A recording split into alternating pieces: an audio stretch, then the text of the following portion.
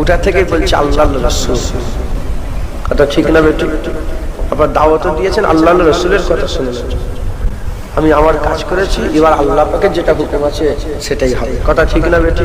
হিদায়াতের মালিক কে? আল্লাহ। বাইজিদ বুস্তামির নাম শুনেছেন? বাইজিদ বুস্তামি একদিন বোস্তাম শহরে এক জেনাকারী মহিলা এসে উপস্থিত। বোস্তাম শহরে জেনা করনে वाली মহিলা টাকা নিয়ে জেনা, বুঝতে পারছেন? টাকা নিয়ে জেনা, বড় বড় সব নামাজি পরেশগাররাও টাকা দিয়ে চলে যাচ্ছে জেনা করে। এত সুন্দর মহিলা। কিছু লোক, ভালো লোক তো সব জায়গায় থাকে। বাইজিদ বুস্তামের কাছে বলে, হুজুর বোস্তাম শহরকে বাঁচান, না হলে আল্লাহর গজব বোস্তাম শহরে এসে পড়বে। বলে কেন, কি হলো? বলে এক জেনাকারী নিয়ে এসেছে, তার কাছে সব বড় বড় ভালো ভালো লোকগুলো পয়সা দিয়ে জেনা চেনাচ্ছে। খোঁজ খবর নিলেন, ও একবার জেনা করলে 1000 দিনার নিল। কত? কমবেশ 1000 দিনার। হুজুর কি করলেন? পুটলিতে 1000 দিনার নিয়েছে, নিয়ে ওই জেনা কারণেওয়ালা মেয়েটার বাড়ির সামনে গিয়ে বসে। লোক এসে দেখছে বাইজিদ বুস্তামি বসে সব পালাচ্ছে, বাইজিদ বুস্তামি পালাচ্ছে। আর জেনা কারণেওয়ালি ভিতর থেকে খবর দিয়েছে, যার যে দালাল ছিল, যে কন্ট্যাক্ট করতো, বলে কি ব্যাপার আজকে খদ্দের আসে না কেন? বলে কি করে খদ্দের আসবে, বাইরে এক মুরব্বি বসে আছে, তাকে দেখছে আর খদ্দেররা পালাচ্ছে। বলে তাহলে মুরব্বিকে তাড়াও। যখনই মুরব্বিকে বলে যাও, চলে যাও এখান থেকে, মুরব্বি বলে কেন যাব, আমি তো পয়সা নিয়ে এসেছি। এই ছুটে গিয়ে বলে, বলে মালকিন উনি তো আপনার কাছে পয়সা নিয়ে এসেছে, উনিও আপনার কাছে এসেছে। বলে লোকটা কেমন কেমন? নামাজি পরেশগার ফকির, ফকির মানুষ। বলে আমার ফকির আর আমি দেখার দরকার না, আমার পয়সা দরকার, যে পয়সা দেবে সে আমার কাছে আসবে। বলে তাকে পাঠাও? বলে হ্যাঁ পাঠিয়ে দাও। পয়সা নিয়ে তাকে পাঠিয়ে। বাইজিদ বুস্তামি ঢুকে পড়েছে জেনা কারণেওয়ালির বাড়িতে।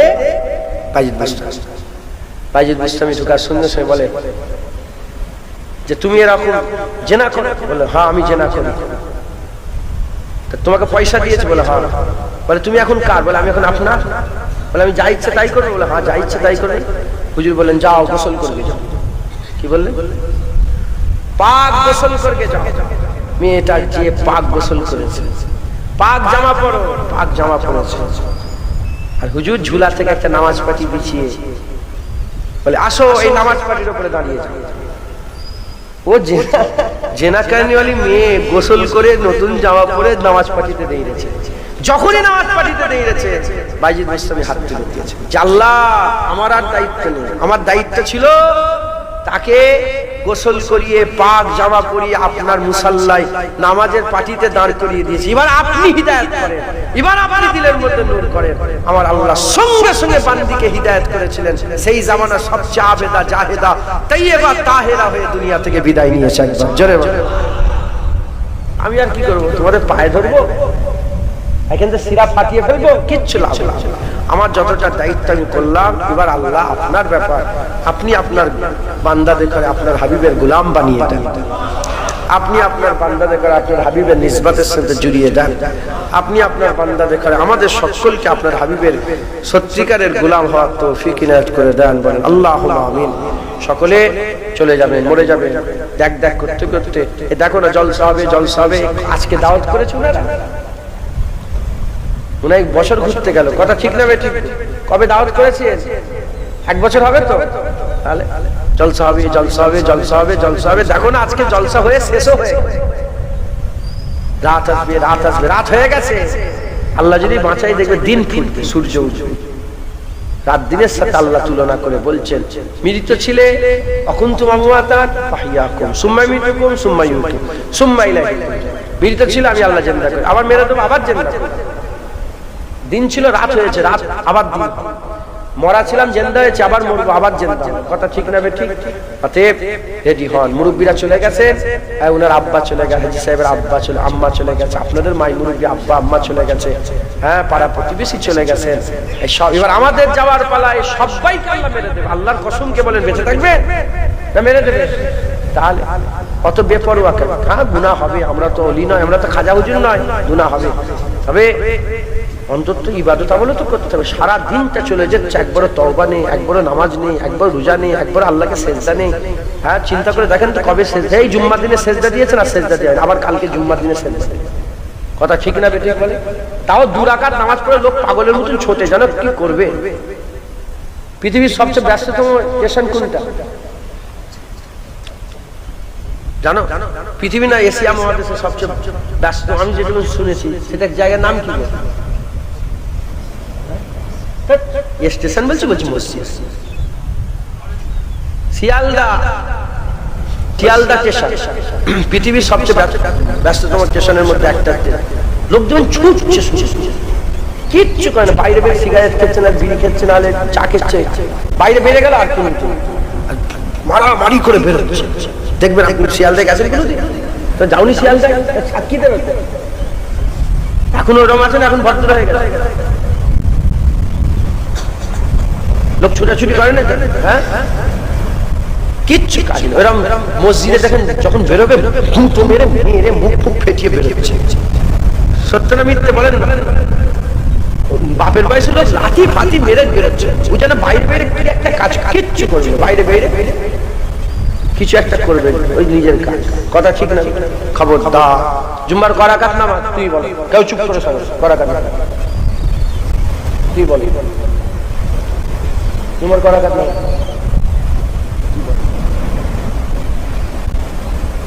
কে বললো? তোমাকে জিজ্ঞেস করেছি?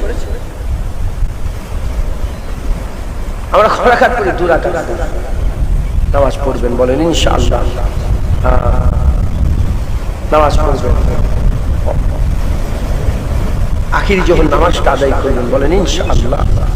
আল্লাহ মাফ করেন, আমাদের হাল খুব খারাপ, কথা বুঝতে খুব হক হালালের সঙ্গে চলবেন, বলেন ইনশাআল্লাহ। ইনশাআল্লাহ 5 ওয়াক্ত নামাজ পড়বেন, 1 মাস রোজা রাখবেন, রাজি আছেন তো? সুদ খাবেন না, সুদ খাবেন, লোন নেবেন, কি বললাম? লোন লাই তো, লোন চলে তো, লোন নেবেন। লটারি টিকিট কাটবেন না, লটারি টিকিট কাটে আপনার এলাকার লোক কোথায় সরু পোলে বিক্রি হয়,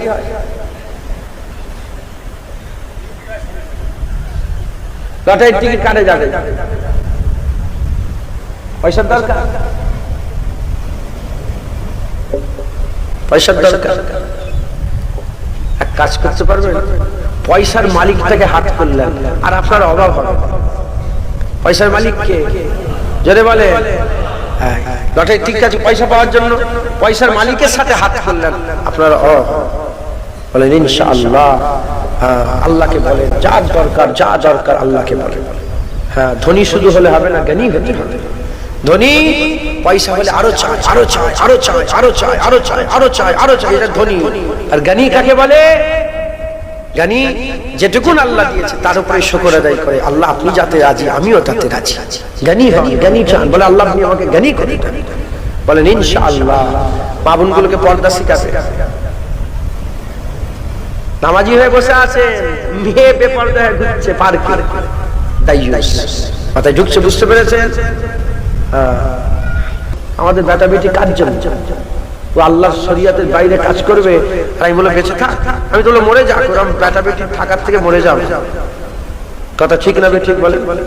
আল্লাহ মাফ করেন, খুব সাবধান, আমাদের সবকিছু আল্লাহ রাসূলের জন্য। সংক্ষেপ করে দিলাম, এই ফটো তুলতে নেই কচি, এই বাচ্চাটা ফটো তুলতে নেই, ডিলিট করে দিতে বলো। ও জানে না, ও বাচ্চা, ও জানে না, ও ডিলিট করে দাও আব্বু। ও তুলবে বলে রেডি হচ্ছে, ও বাচ্চাতে জানে না, ফটো তুলতে নেই, কারো ফটো তুলবে না।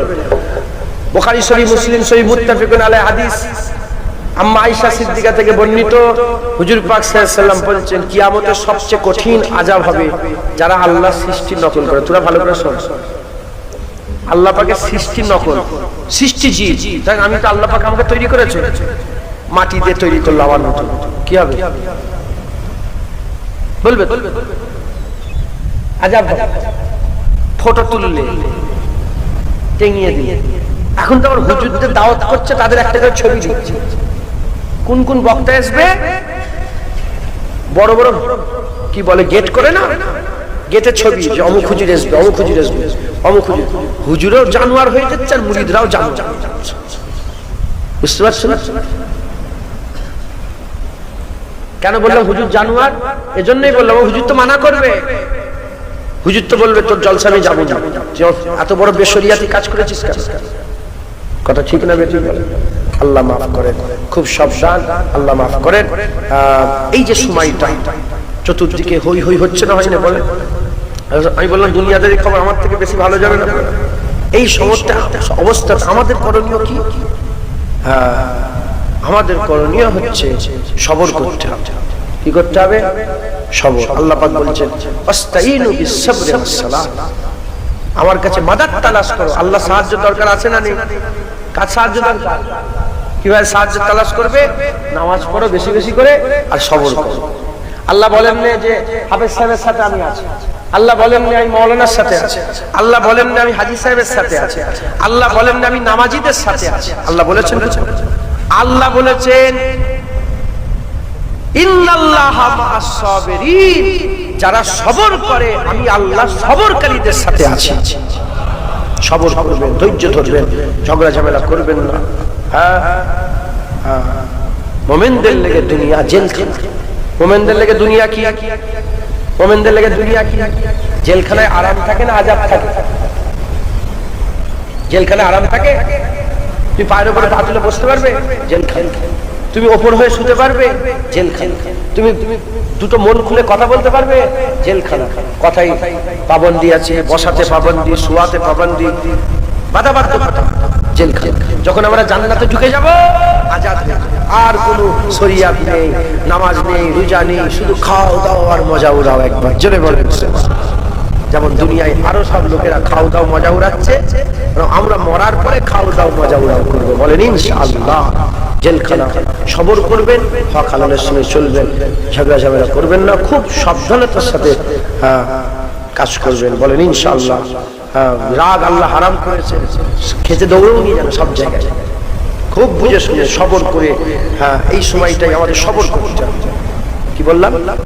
সবর। এই সময়টাই উলামায়ে হাজরাতরা বলছে সবর করো, সবর করবেন। সবর মানে কি? চুপ, সব দেখেও চুপ করে বসে থাকে। আল্লাহ বিচার, আল্লাহ বিচার, আল্লাহ তরফ থেকে গজে বসবে, আল্লাহর বিচার মাথায় ঢুকছে।